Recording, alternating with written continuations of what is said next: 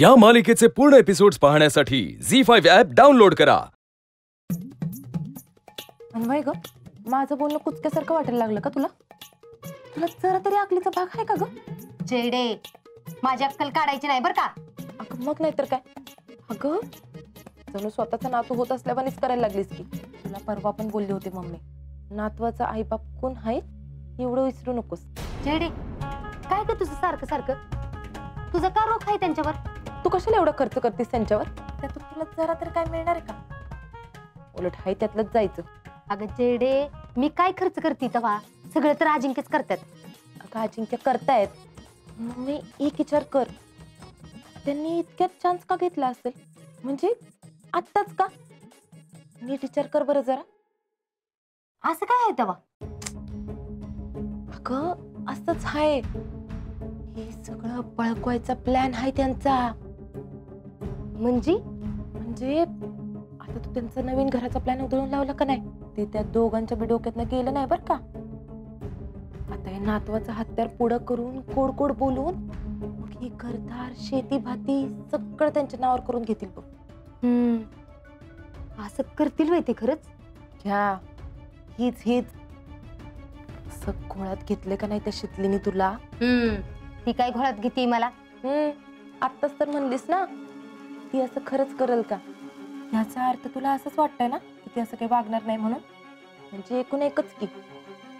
अगं मम्मी हेच बघ की, एकदा तरी तिच्या घरचे म्हणले का की आम्ही तिला माहेरी घेऊन जातो?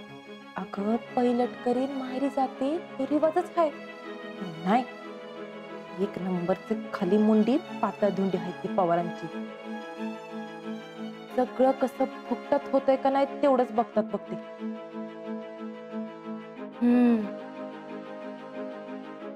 बरोबर म्हणतीस तू. ह्या बाळणपणाचा खर्च आपण का करा? देतीच बघ तिला माहेरी पाठवून. म्हणजे कसं, ही घरातनं बाहेर बी जाईल आणि तुम्हाला तुमची जागा बी मिळेल. नाही, तिला तिकडे नाही पाठवून द्यायची आपण. का? हीच तर कळत नाही बघ मम्मी तुला. अगं तिला माहेरी पाठवून दिल्यावर कसं चालेल? हाय का आता त्याने काय होणार आहे तेव्हा? अगं बघ, अजिंक्य सगळे पैसे तिकडे पाठवतील.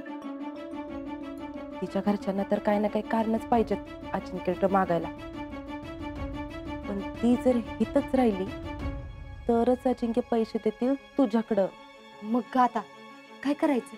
तिला राहू देत हितच, आणि तिचं सगळं तिच्या घरच्यांना करून पाठवायला सांगू, हित आपल्या घरी. वय तेवढं तर करा की म्हणा. जाऊन बोलतीस बघ आता. जेडे, बरं झालं बघ तू बोललीस, माझी गुणाची परती. बघा, त्या भैयाला हेच तर कळत नाही, सगळं कसं शांतपणे करायचं असते. आता शितलीला त्रास होणार आणि कळणार पण नाही कोणी दिला ते.